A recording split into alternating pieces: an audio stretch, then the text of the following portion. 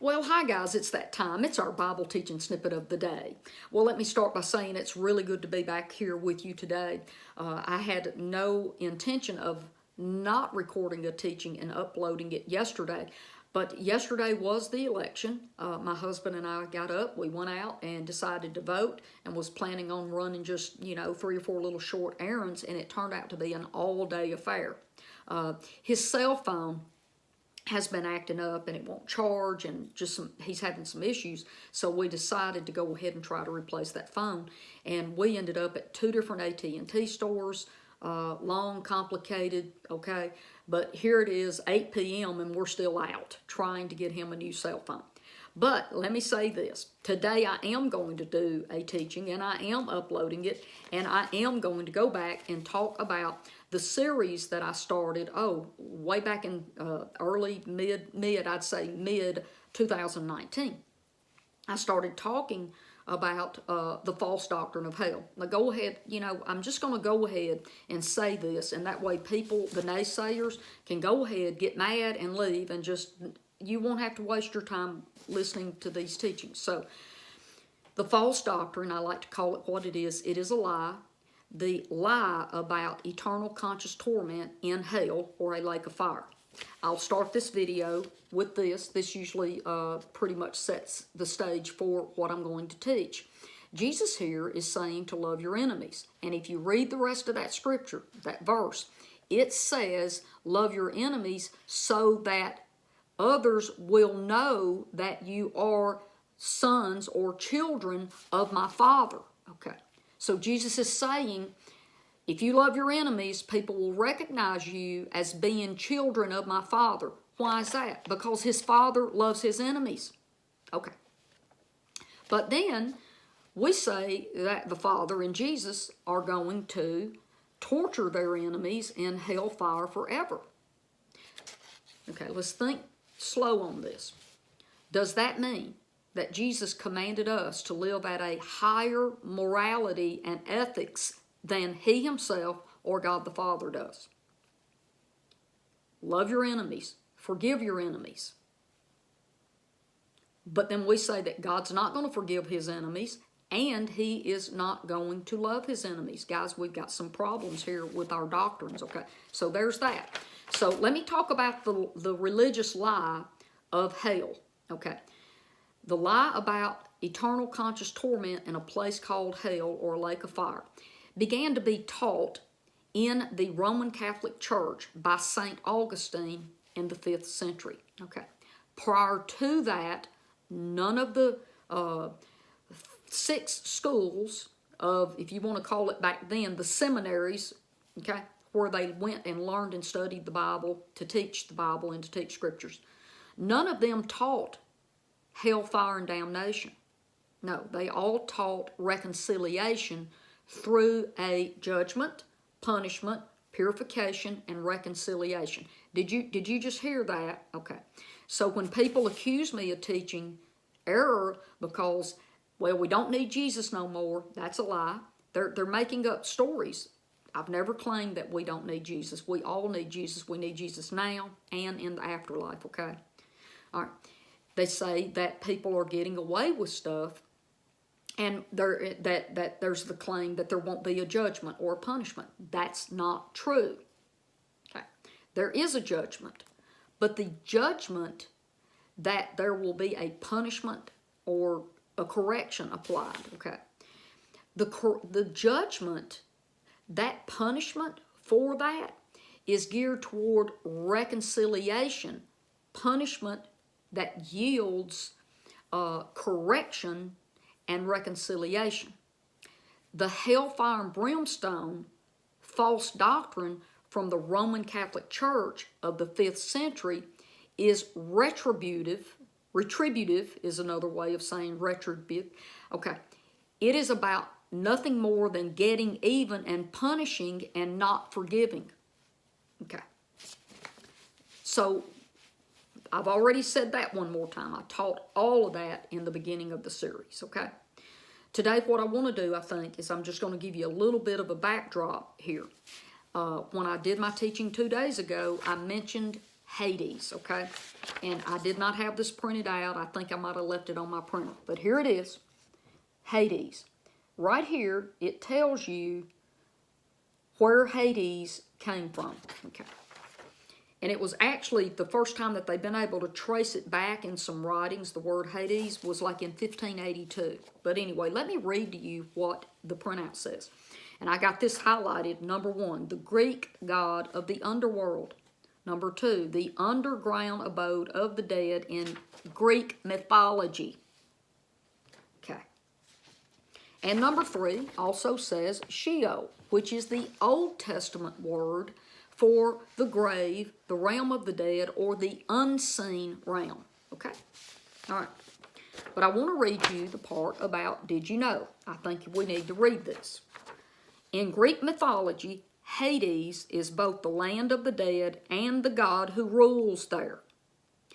Hades, the god, who the Greeks also called Pluto, is the brother of Zeus and Poseidon, who rule the skies and the sea. Now, I know y'all have seen or heard about the movie, The Poseidon Adventure, okay, about the ship that sinks in the sea. Okay, let's keep going. Zeus, the skies, Poseidon, the seas. Okay, the realm called Hades, where he rules, which would be Pluto, where he rules with his wife, Persephone. And I know I messed that word up, but his wife. And this is the region under the earth full of mineral wealth and fertility and home to dead souls. Okay, here's the last sentence. Hades today is sometimes used as a polite term for hell. It's hotter than Hades in there. Okay, I wanted to talk to you about this specifically today because I want you to think this through with me. Okay, if Jesus actually spoke the word Hades, he was promoting Greek mythology. Do you believe for 1 minute that Jesus was talking about Hades, the underground abode of the dead in Greek mythology? Do you believe that Jesus was saying that Hades, who is also Pluto, was a god, a lowercase g, a god? Was Jesus validating that? I'm going to give you a minute to think that through. Because if Jesus actually used the word Hades in his day, he would have been given validity to Greek mythology. He was not doing that. Okay, let me say this one more time today. Jesus, the Christ, the Messiah, the Son of God, who came to teach us and show us truth and correct all of our doo-doo thinking from the garden all the way up till the days that he came to teach us truth, okay? Jesus did not use the word Hades, nor did he ever speak the word hell. And I'm 100% positive of that because those two words did not exist in his day. Okay. Now, in my earlier teachings, the first part of this series, I focused on this word Hades, okay? And I've shown you this before, and I'm going to show you again today.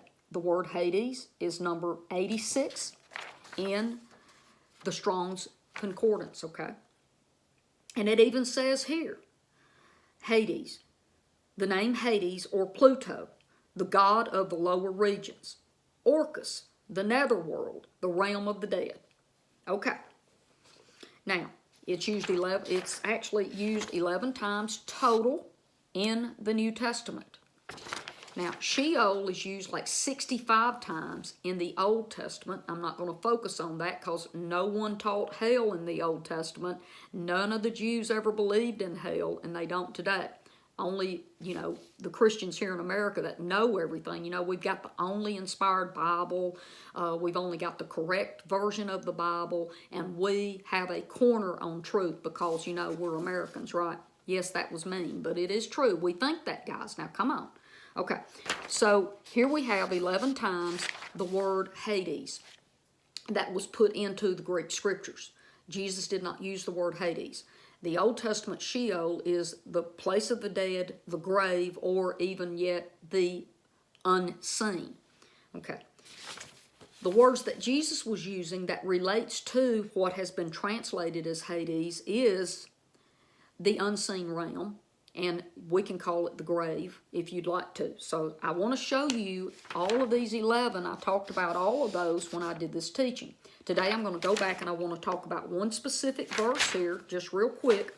And this is my old printout of it too. I made it real big so others could see it easier.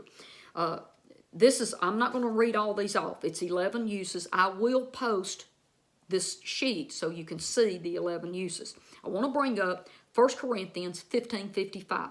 It is the one and only time the word Hades was translated as grave instead of hell. The other 11 times, as you will see, it says hell. They're highlighted. See? Hell, hell, hell, hell, hell. The only one here is the grave.